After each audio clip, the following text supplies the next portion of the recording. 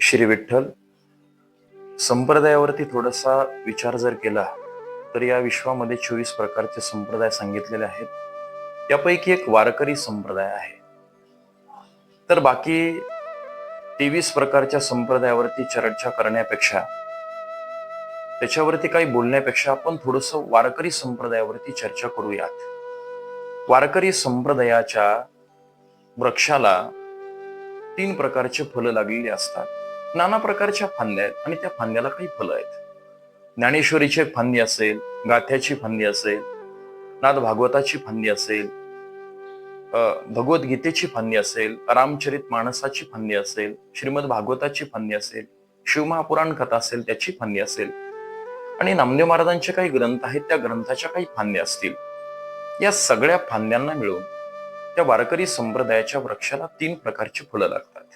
एक ज्ञानाचं, दुसरं भक्तीचं आणि तिसरं वैराग्याचं. तर ही फळं लागलीत ना, तर ती फळं आपण स्वतः चाखायची असतात आणि समाजाला चाखण्यासाठी ती वाटायची असतात. संत श्रेष्ठ तुकोबराय म्हणतात, शेवितो हा रस वाटितो अनिका. मी त्या रसाचं सेवन करतो आणि तोच रस मी समाजाला वाटतो. तो ज्ञानाचा रस असेल, भक्तीचा रस असेल, नाही तर वैराग्याचा रस असेल. या 3ही प्रकारचे रस सेवन करून मी जगाला वाटतो. हे वाटण्याचं माध्यम कोणतं आहे? हे वाटण्याचं माध्यम आहे कीर्तन आणि प्रवचन. पण आज 2025 चालू आहे. या 2025 मध्ये कीर्तनाचा जर विचार केला तर आपण सोशल मीडियावर पाहायला गेलो, एखादं कीर्तनाची ऐकायला गेलो तर आपल्याला कीर्तनाच्या माध्यमातून गोंधळ पाहायला सापडतात. कीर्तनाच्या माध्यमातून गोंधळ पाहायला सापडतात. लहान लहान मुलं असतात, त्यांना फेटे चढवले जातात, मुली असतात, जुगलबंदी कीर्तन आपण ऐकतो.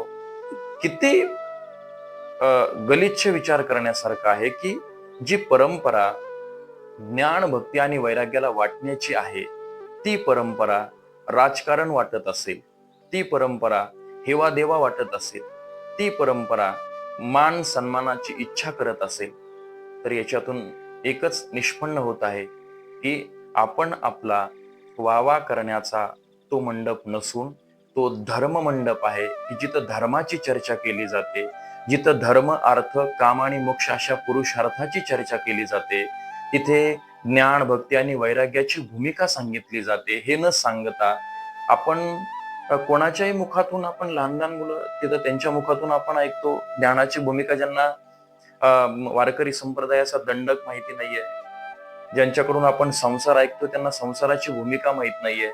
आणि असं 2 तासाचा काळ आणि वेळ चांगले चांगले माणसं समोर बसून बर्बाद करतात. संत श्रेष्ठ ज्ञानेश्वर महाराज म्हणतात, जे आशे बोलणारे आहेत ना, हे तर खऱ्या अर्थाने मूर्ख आहेत. मूर्खाची तोंडा अक्षराचा अंबुका पडे, मग ब्रह्मसभे पुढे नलजे जैसा. ज्ञानोबराय म्हणतात की मूर्खाच्या तोंडावर अक्षराचा एक थेंब पडलेला असतो, पण ते परमार्थाची भूमिका सांगतात की ज्यांना कोणती भूमिका परमार्थाची माहिती नाहीये. वारकरी संप्रदायाचा दंड कोणता माहित नाहीये.